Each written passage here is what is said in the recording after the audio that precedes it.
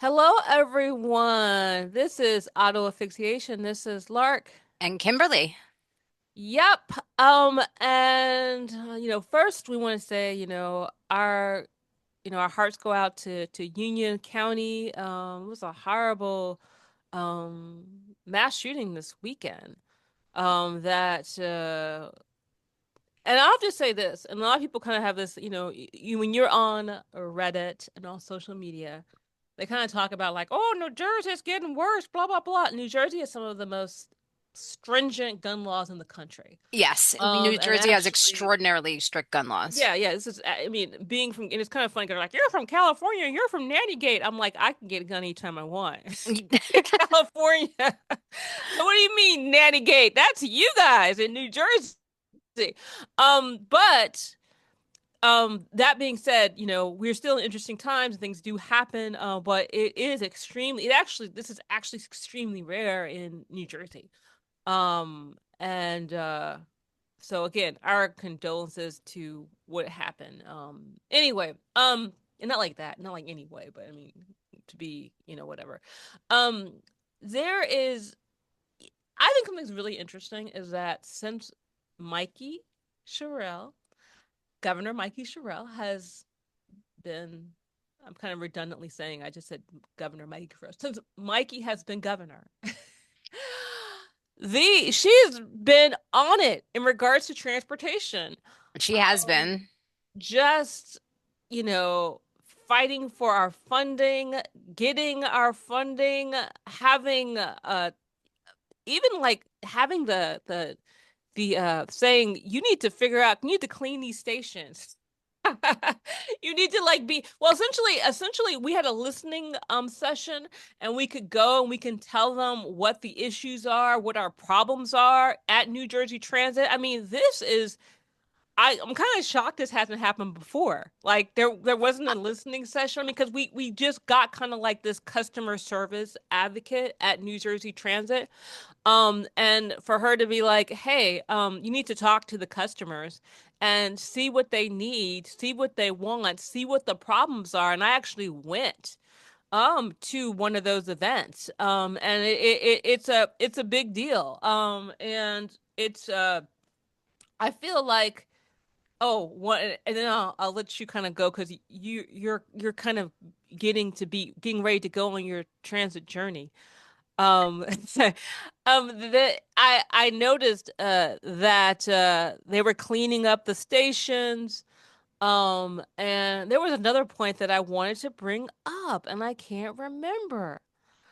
Um, but they've been cleaning up the stations. They've been doing a lot of things. They've been like, oh yeah, they've been putting up the signs of like, when the trains are coming. Even though I think that Nice. that was a little bit because of the video I made to show how the things were from 2021. And then all of a sudden magically stuff from July, like the schedules magically updated.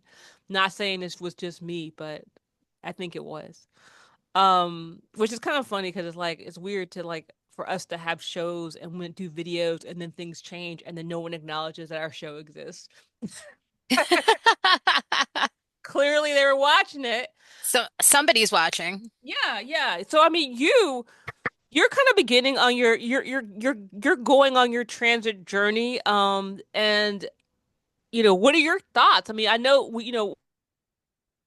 one of the things I did request when I was on the call was for them to open up the train by your house. So That would that be was one thing wonderful. I did. I did request. I said, yeah, you should open up the train on Ampere. That would make a big difference for the people there. It Um would make a huge difference for the people, all on on the other side of Ampere is Bloomfield. Like it would make a huge difference to the people of that part of Bloomfield and that part of East Orange. Like tremendous difference. Like we really don't have a lot of transit options here in East Orange. and I think this is something that's really important, and I think that's something that Sherrill is showing that she actually cares about public transit, which is I'm not. Did you remember Phil Murphy? caring about public transit, I really. I really don't. Like I don't really remember any big news articles or any big projects that came out while he was in his tenure. I mean, I know that, they were in Jersey City and Newark, they were fighting about the essentially expanding the highway. And because the thing is, they were like, yeah, we have a lot of traffic. We need to make the highway bigger. And they're like, it doesn't really work like that. It doesn't So, work like that. it doesn't work that way. So I know that they took care of that. But uh I think that I don't remember. So I'm like saying this is actually good. I actually feel like, wow, something could actually change in regards to that. She was also talking, I mean, and the thing is that people don't really think about transportation as a feminist issue. Which is weird because when I'm on the train, on the light rail, on the bus, there are more women on it than men. There definitely are. There definitely are. And there, I mean, there's more women pedestrians. Like, there's more women lugging bags all over the place. Like, I see more men on bikes. Um, and I see, of course, more men in cars, but it's primarily women that are taking public transportation in the northern New Jersey area. Well, yeah, I mean the thing is that men will take the train to go to Manhattan. That's like it. If they're not gonna take, but they're not gonna take the light rail. I mean, the thing is that I'm slowly starting to see more people on the light rail, a more variety of people. But in regards to like middle class people, like professional class people, and not that the other people are not important. I think the thing that's really important is that we have a diverse socioeconomic group of people who take the train and the bus. But there are more for women, regardless of your income, you're more likely to take the light rail because you're more likely to not have a car. Not like, you know what? I don't know if that's necessarily true, but we are more likely to take the train, more likely to take the bus. When I'm on the light rail, I mean, also choose because of where we, if we work in New York, the situations, a lot of us, because we're not necessarily working in the financial district. A lot of us are working in, lower Manhattan, or we're working in the Bronx, or we're working somewhere where the colleges are. Okay. So wherever the colleges are, that's where a lot of us, or nurses. Yeah, a lot Nurses of is nurses another commute into thing. the city too. Yeah. And I think that, a lot of times when I talk about women in public transit, one of their favorite things to talk about, and men love talking about this, and this is not a bad thing. They love talking about trip chaining. Well, women have to take care of the children, and they have to this and they have to that. And I'm like, okay, yes, this is true. But guess what? The women that don't have children, guess who gets your coffee? When you get to work, who's who has provided you with coffee? When you go to get your coffee before you go to work, who typically is serving you coffee? Exactly. These are, who's typically are, getting your breakfast, taking your menu when you go get breakfast. Who's typically when you hurt yourself, one of your like, home ec projects, and it's 2 o'clock in the morning, who's checking you into the hospital? Who's watching your mom? But your 80-year-old mom that has a trach. Who's doing that? That's typically women. So the thing Yeah, is that women, when we do work outside the home, we need to get to work earlier. We need to get work outside of the traditional 9 to 5 hours because nurses don't work 9 to 5. yeah, I definitely don't work 9 to 5 hours at all. I work varying hours, like tomorrow I'm working 7 to 7, Tuesday I'm working 3 to 11. Like it depends on what's available and it depends on my availability. So, but it's outside of that traditional 9 to 5 routine. And I think that's something that's kind of slightly like I kind of think is really interesting because in regards to women in the public transit urbanism conversation, there's always kind of like, well, women and children and women and strollers, as if Women with no children and no strollers, all of a sudden, they're just like men. They have the same access, the same ways of like we're essentially men because we don't have children, and we are able to access, have a 9 to 5 job, making buttloads of money because we don't have children. And I think that even women think this because most women do have children because essentially society has been like, hey, this is what you do. And most women do have children, and they've kind of pushed this lie.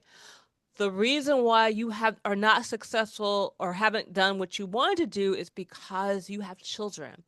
And the thing is that that would be very interesting. It's a very interesting fairy tale because women who don't have children should be doing amazingly well. And on paper, it does not seem to be the case. I'm like, well, why am I not making, why am I, because they're like one excuse for like, well, the reason why women don't make the same amount of money as men is because of the children. They take time off for children. We're not making 100,000, $200,000 a year, are we, Kimberly? No, I wish I was. Yeah, and we don't have children. So that whole theory completely blows up. Okay, not only personal anecdotally, but also just generally it's facts. It's facts in regards to things, even if for controlled for children, all this stuff. I think that's one of the things that's really interesting is that Sherrill has been really talking about making, creating affordable housing, using malls, using office buildings, and looking into that. In like in her beginning of her term in like January or something like that. She did an interview and she was talking about like, we need to figure out different ways in order for us to to essentially create housing. Because I think another thing that women tend to live farther away. They have longer commutes because we can't afford to live by the train. I mean, Yeah. this is a situation where, that I've noticed a lot of my a lot of my women friends um who are not married or didn't get the apartment in the divorce in Manhattan and they had to move wherever. They don't have because living by the train in the Northeast is expensive. I Living by a train stop already makes your stuff more expensive. Go I ahead. lived by the PATH station in Harrison, and like, I've said it before, I had a tiny little apartment, and it was tremendously expensive in comparison to where I live now. And yeah, there's no transit options where I live now, but I have a 3 bedroom apartment for the same price that I was paying at the old place. Yeah, and this is like to me it's very wild. I mean, the thing is that, for women um for women whether it's cisgender, transgender women, um racialized people, it is expensive to live by the train. It's expensive to live in the New York metro area, whether you live in North Jersey or you live in New York or you live in whatever those other places, Connecticut or whatever. Those are expensive places to live. And that is, without affordable housing that's by public transit, that's the whole thing. I think a lot of times, I think one thing that's really great is that I love the fact that Sherrill is looking into transportation, like TOD, um, transit oriented development, which means that if you build by the train, you can have more density. If you build by the train, you can like, essentially you can do some exchange in regards to not having as much parking. And we talked about this before. But here's the interesting thing. And I love the fact, and I want to be very clear, I love the fact that she is looking into that. I love the fact that this new administration is looking into that. But I want to point out that, and I know this because I studied urban planning and economics. I can't find one case, and I looked. I've been looking for half a decade. I can't find one case where TOD resulted in cheaper housing. Essentially, they put up TOD and the housing goes up in value.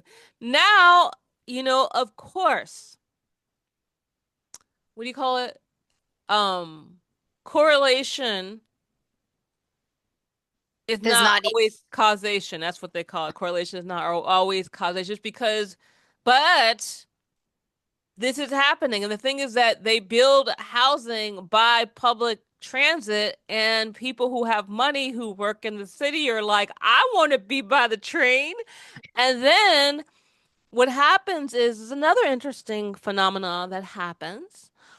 We have HUD, and we have the area AMI, the area median income. And for the studio audience out there, let me explain for people who have never had to deal with affordable housing or don't know what AMI is or don't know what HUD is. HUD takes where you live and they do the median income. And they use that to kind of say, this is how much. So if we have affordable housing, this is how much the affordable housing will be. So that's why affordable housing in New York City and affordable housing in Mississippi are not the same amount. Won't cost the same amount. But the problem is when you do TOD, you essentially bring people in who have more money. So then what happens? You raise the area's median income. So people, so what you could afford, like, oh, I can afford this, the area's median income goes up. And therefore, when you have, well, we are going to have a set aside for affordable housing, but we're going to have, because they have low income, and moderate income. So the thing is that you could say moderate income is 100% of the AMI. So you could say, I'm going to have 20 set aside for affordable housing. And you can essentially price out everybody in the neighborhood, even though, because they can't afford affordable housing. Because affordable housing has a situation where if it's low income, I'm just making this up. Just kind of guessing. Low income housing in like it's you have to be at least making $40,000 a year. So that's low income. If it's like if it's moderate, you got to at least be making like 60, $70,000 a year. This is for one Okay. person. Okay. So there are people that, and this is something that happens to a lot of women. They get priced out of their own neighborhood, even when they kind of go, oh, we're going to build these TODs, but we're going to put in affordable housing. But the AMI goes up, so then no one who can live in the neighborhood can actually afford the affordable housing. I hope that was not too long. Was that too long? No, no, it wasn't. No, and it helped to connect the dots for me as well. So, Yeah, well, I don't think a lot of people like even understand. Like, they're like, "What do you mean you're too poor to live in affordable housing?" Yeah, there are people who are too poor to live in affordable housing, and a lot of those people are women. Well, of course, we know that there are a lot of racialized people, but people don't understand. There's also a lot of women who fit in that weird area. So, I think that's one thing that I hope Mikey Sherrill really looks at like our system and how that system that's set up to help can sometimes hurt women, can sometimes hurt racialized people, um, just because of the way it's set up in this really clever way. Another thing, and I'm gonna, pass the mic to you. Another thing is really interesting is that what do they do with the affordable house? Oh, Section 8. A lot of times people are like, okay, what happens was when they did redlining, a lot of people lost the value of their home. So they had to move because they're like, oh my gosh, I'm losing the value of my home, I'm gonna lose my equity. So even if you weren't like, some people are like, a lot of people kind of were like, people are just like, they were just racist and they left. I'm like, okay, not saying that's not some people. Some people were like, I don't want to live by black people, whatever. That was some people. But as your house is the only way you can build wealth in the United States. And I'm not saying that's fine. I'm simply saying what it is. If you lose your equity, you lose your wealth. So if your area starts to get blockbusted, it starts to get redlined, you had to move or you were going to lose everything because then you wouldn't be able to sell your house. So a lot of people had to move. So what the system, and it was weird because they had a system, they were going to have all these really cool houses like they did in Great Britain. They were going to have socialized housing, but then Nixon came in. And so what they did to help people who owned apartments was create Section 8. So this is why when you go to areas that are supposed to be the quote unquote ghetto, why the rents aren't as cheap as they should be. Because the whole free market thing, that becomes it's like weird because it takes the area's median income. So that means Newark, Montclair, East Orange, Glen Ridge, they're the median income is average. So if you go to an apartment, the person who is the landlord, the person who owns the building, they're going to getting paid essentially a market rate via the Section 8. So even if like you'll pay a little bit and then Section 8 will pay like the rest, so you'll get the same median income that somebody in Glen Ridge would get. So it's like they were like that was their gift. Like, oh, we're sorry we did this, we blockbusted, whatever, but we have this thing, we have this program. And that is why a lot of times if you live in a area that was used to be red line or hyper segregated, um, they don't want you unless you have Section 8. Oh, wow. Because they're like, oh, that's gonna be guaranteed income. Um, this is not always the case. This is usually in bigger buildings. But this is I always kind of go, why don't they use the free market there? Because the rents would be cheaper. If the free market was real, like they said it was, East Orange would be cheaper than it is. Newark would be cheaper than it is. But it's not working that way because essentially we have capitalism subsidized. And I've talked a lot. Like but I mean this is you know I know that you're starting to take the bus and starting to take the train to your job, and you're going to be doing that at night. You're going to be doing that, and like what are are you how are you feeling about that? I'm a little anxious. I don't work in the best area, but it's not the worst area either. So, it's just and I do leave work late at night. So that's what really worries me the most is leaving work late at night. And just things happen at nighttime in cities. And I'm a woman traveling alone. But I I have a lot more hope in starting this journey because of the actions that Governor Sherrill has laid out in her executive order to improve New Jersey transit. One of those things that she highlighted was lighting and public safety, which I think is really important when you're a person taking the bus alone by yourself at nighttime. People who are up to nefarious things stay away from bright lights. And a bright light at a bus stop can be a really life-saving measure for people that take the bus at nighttime. And there's a lot of places around here that are also just unsafe to walk at night, not because of crime or anything like that, but because of the way that the sidewalks are. Um, you couldn't like I wouldn't be able to roller skate down my sidewalk on my block. Like it would be a treacherous journey to do that. And that's something that I think needs to be taken into consideration too when we're talking about feminist spaces and public transportation is a lot of people in my neighborhood walk in the street because they can't walk on the sidewalks because the sidewalks are in such bad condition. And that brings a whole new slew of safety issues that, people drive really fast down my street and there's people just walking, just trying to get to their job, get to work and whatnot. A lot of people in East Orange walk everywhere. No, I think that's something and I have to say, I was always wondering, I was like, why are people walking on the street? And I feel really silly because I always saying now, it's like, why aren't they walking on the sidewalk? And that must be why, because I remember one time when I was walking in, like, it's kind of funny, in Los Angeles, I was walking one time. And I was walking with this woman. She was in her 80s. Not everyone there, a lot of people in their 80s can walk fine. She couldn't. And we were walking and I'm walking and she fell. It was like a part of the sidewalk. She fell on the side, like on the ground. And I felt awful. She was out for like 3 weeks. I mean, it was.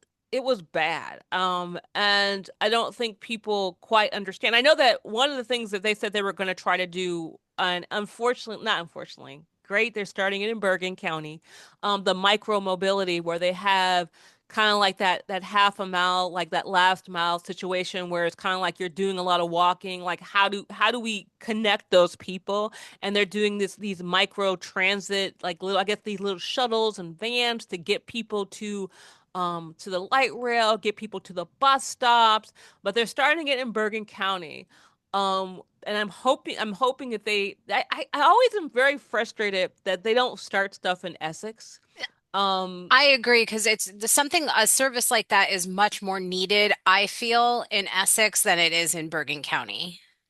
yeah, well, it's just like Essex is bigger, and I mean, even when they were doing stuff with the path, like I mean, like they were doing things with the path. I was like, why are you starting in Jersey City? Why aren't you starting in Newark? And I feel like that is something that's really challenging. That Essex needs more advocacy, um, and more concern, um, especially for the areas that are not culturally suburban.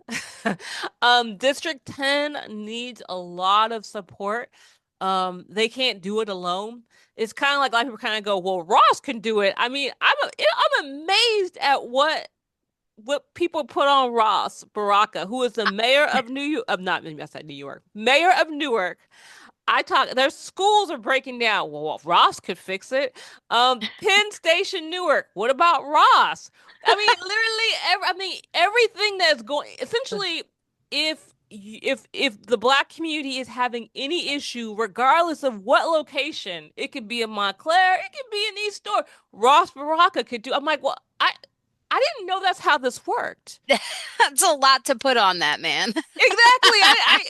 I was kind of like, well, Penn but Station, I think, is county property, isn't it? yeah, that's what I'm saying. What I said, what does Ross got to do with Penn Newark? That's how is that his fault?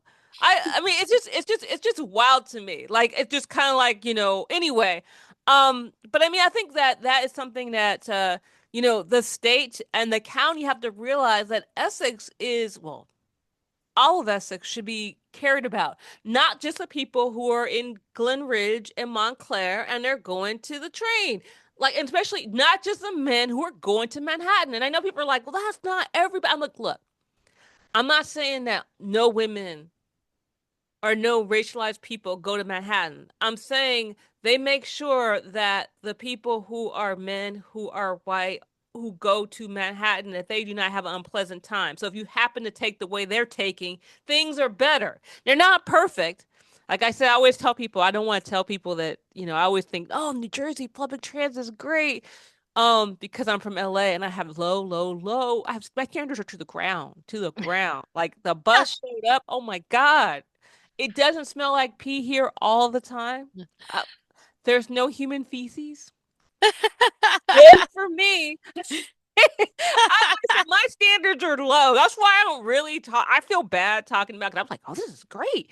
Um, We took the light rail the other night, and that was the first time that I took the light rail, and I thought it was fantastic. I know. I mean, it's weird that we have a free train. No, I'm just kidding. Just kidding. It's $1.85 to take the light rail, which to me, that's practically free.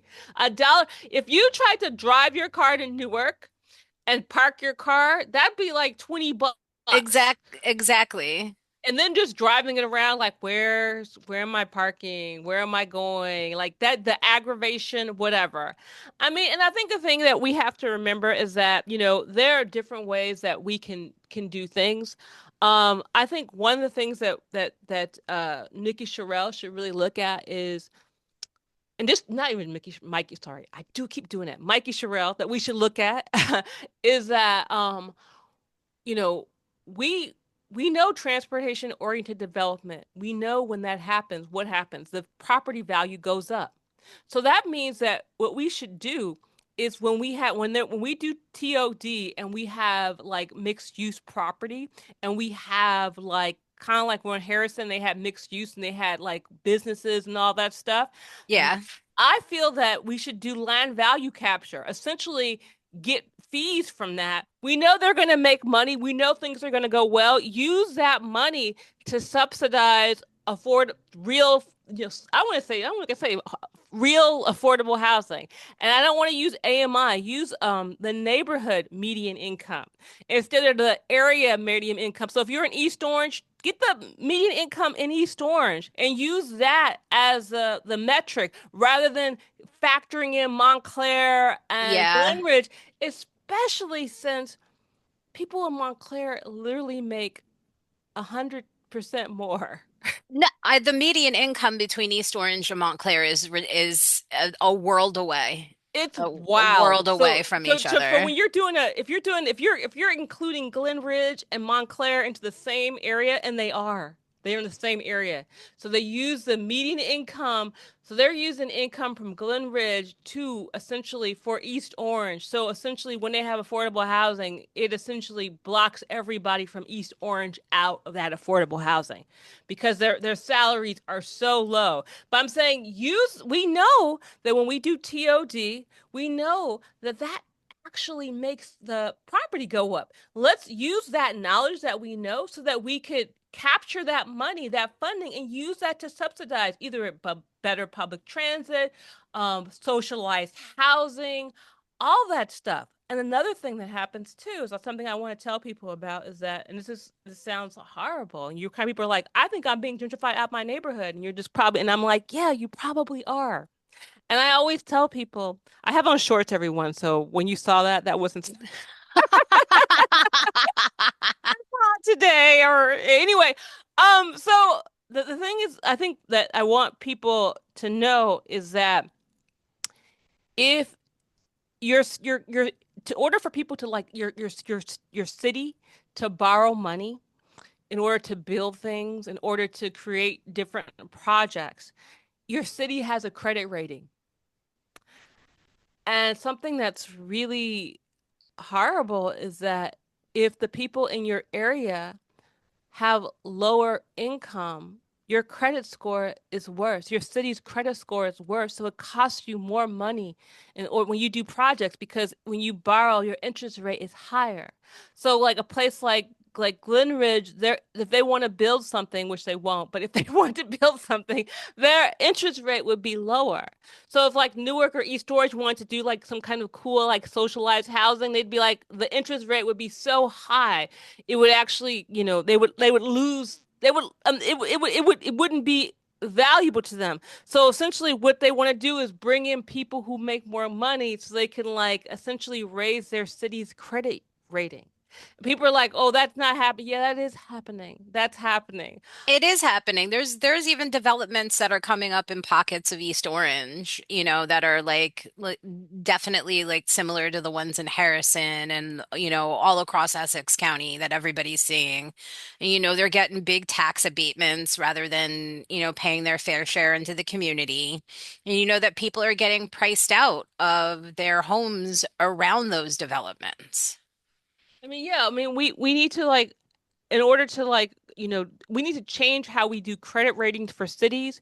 We need to change how, yeah, we need to change how we do credit ratings for cities. We need to change the area median income. The thing is that, yes, I know this is huge for us to be like, oh, wow. I know for like decades we've been doing AMI and we've been doing this thing with the across the whole country. But I think now is the time for us to do stuff differently.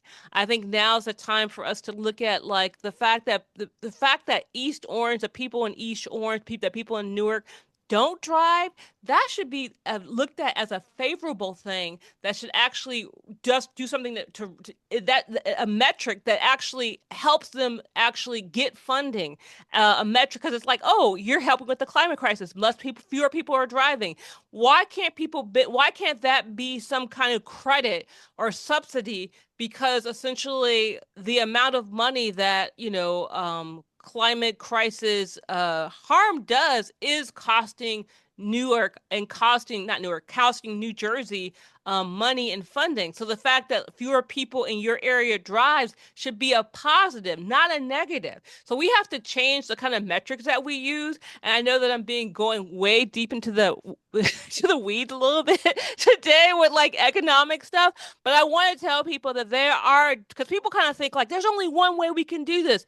There are ways that there are economic and finance tools that we can use that can actually help make is to keep people in the neighborhood, to fight the climate crisis, to get us more transportation. We could do parking benefit districts again, taking the parking, using that money to like fill in the gaps that are exist in regards to like bike lanes or more buses or extending the light rail. These are all things that are possible. I want people to know that, 'cause a lot of people kind of go, there's nothing we can do. We only can do it this way. Like we literally don't. Just There are like they so have many there's options. so many, just like we're talking about ranked choice voting or Medi-Cal for all, or affordable universal health care.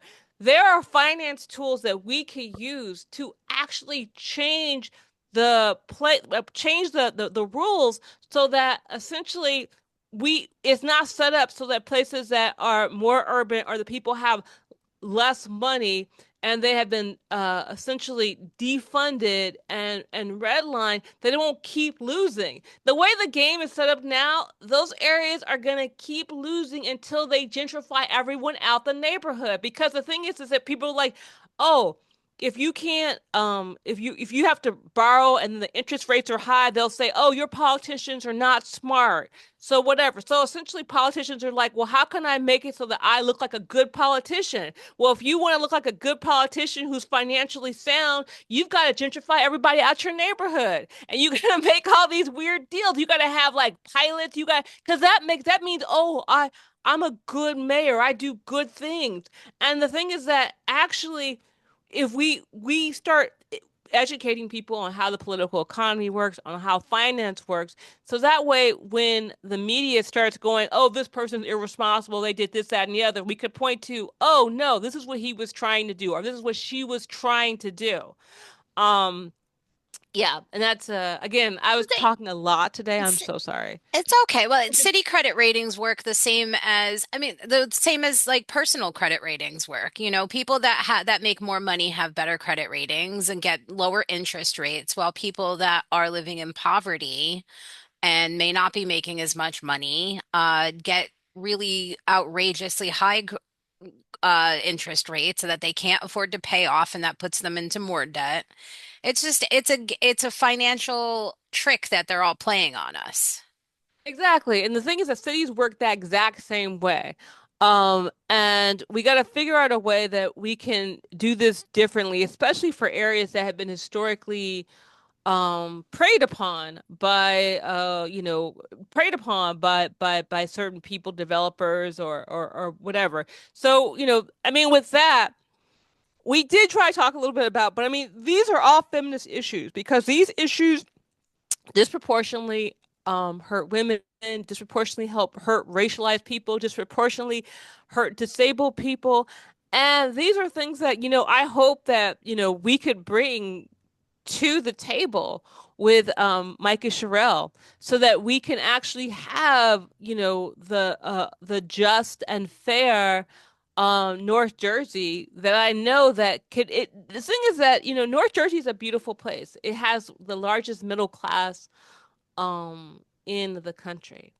But it's not a place where it's essentially a place that it says the one of the largest middle classes, but it only is if you're married to a man, married to a straight man. Um, and this is a, I want to say married to a non-racialized straight cisgender man. That's how you become middle class here. And if you're It not in is. that, and if you're not in that category, then your life is hard. And it shouldn't have to be. We could change that. It does not have to be hard. It can be, and I feel that Micah Sherrill might be the person that can do the job. I I think so too. I think that she's definitely brought a lot more focus into public transportation, and into affordable housing that has been discussed before. New Jersey has the Mount Laurel Doctrine. We have a contract that we have to fulfill with our citizens to provide affordable housing in our towns and cities across the state. And she seems to be much more focused on that than definitely Christie.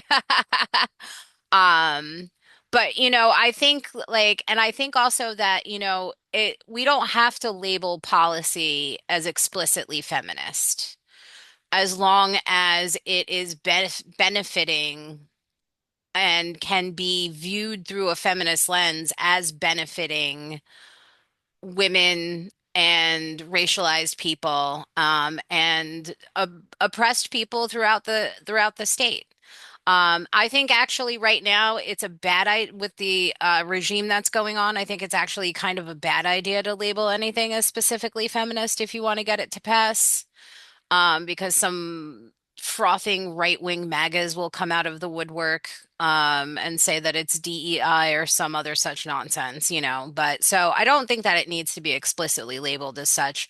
I think that as long as the policies reflect everyone and equity and fairness, then they're feminist in theory anyway.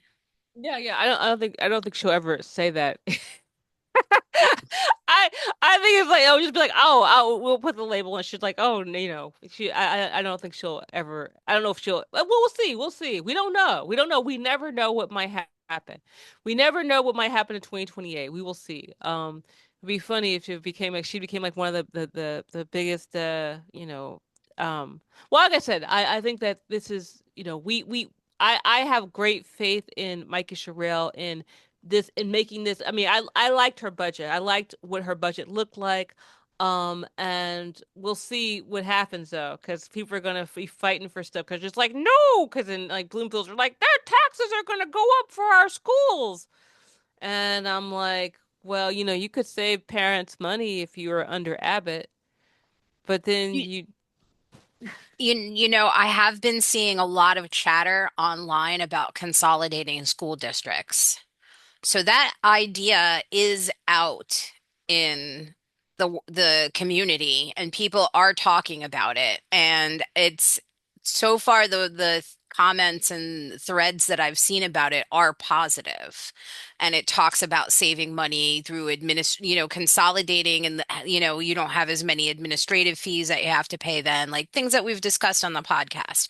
So the idea is getting out there, and that is one of the things that Mikey Shrell also said that she would be taking a hard look at. yeah. So I mean, I'm saying she's doing essentially all the stuff that we said she should do. Oh, he's like, she's taking our advice to heart. And with that, we're going to wrap it up. And thank you guys all for listening. Subscribe to our YouTube, our Substack, our Spotify, and all that good stuff. And we hope to see you at the Core Tavern this Sunday Yes, yes. at Come 2 to the p.m. Core Tavern this Sunday at 2 p.m. for a fun party, a Grey Gardens themed party. Exactly. I have my turban. I'm ready.